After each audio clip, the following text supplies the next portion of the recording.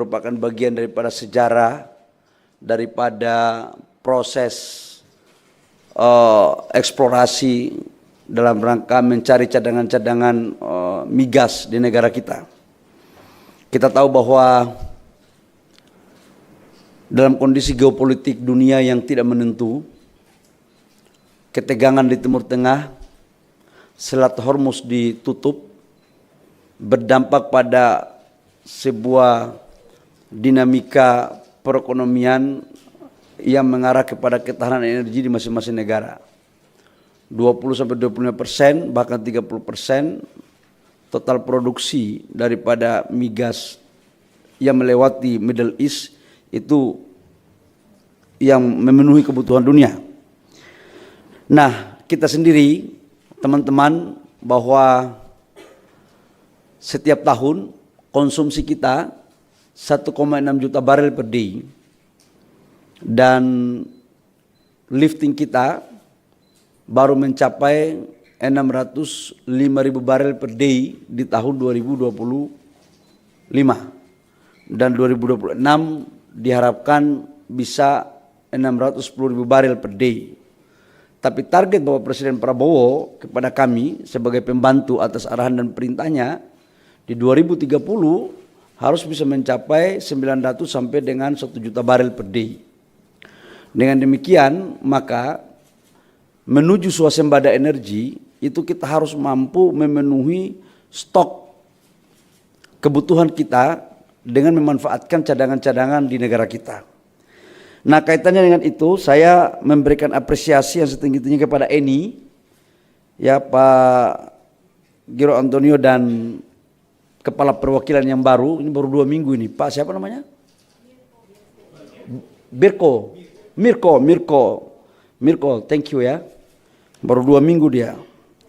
Nah, saya mau mengumumkan teman-teman bahwa Eni baru mendapatkan satu wilayah kerja baru, Giant, dari blok Geliga yang menghasilkan 5 triliun cubic feet untuk gas, dan kita mendapat kondensat kurang lebih sekitar 300 juta barel minyak ekuivalen.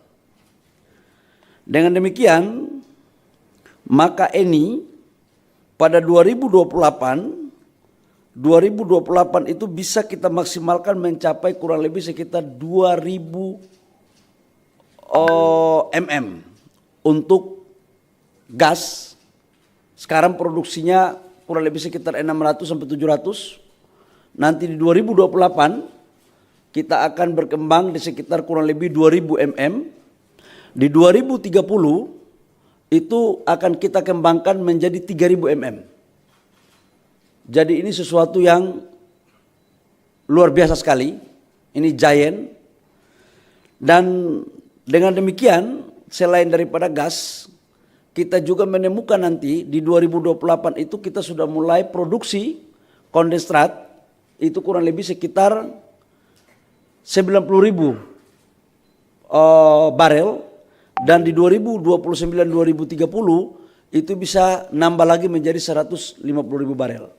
Ini adalah strategi untuk bagaimana gas kita tidak kita lakukan impor dari negara manapun. Kita harus memenuhi kebutuhan dalam negeri kita, dan gas ini kita akan dorong untuk industri hilirisasi.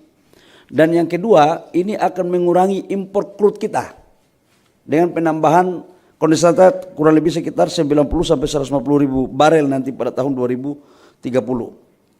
Nama bloknya saya ulangi ya, Kelegia, ini di Kalimantan Timur. Ini di Kalimantan Timur. Yang petanya, ada petanya sini enggak? Petanya itu kurang lebih sekitar di atas 12 mil dari daratan Kalimantan Timur. Yang kedua, saya juga menyampaikan kepada teman-teman bahwa sebelum ditemukan yang blok Kelegia, kita juga menemukan blok gula.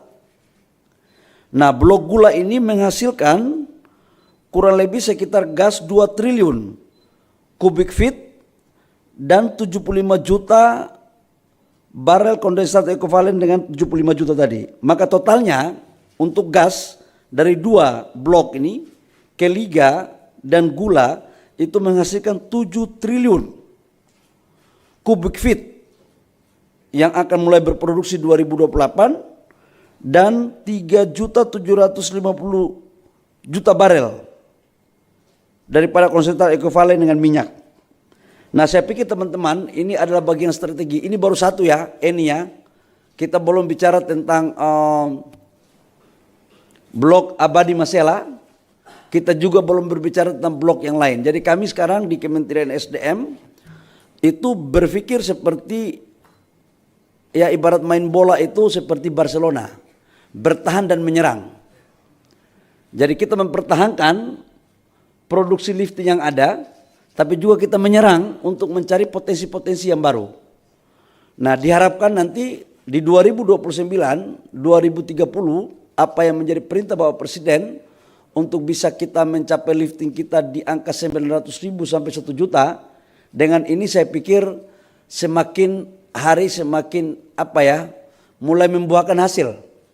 Karena sekarang 610.000, 2027 akan naik lagi, kemudian 2028 tambah 90.000, kemudian 2029, 2030 akan tambah lagi sekitar 150.000. Jadi insya Allah lah, ini memang butuh perjuangan keras.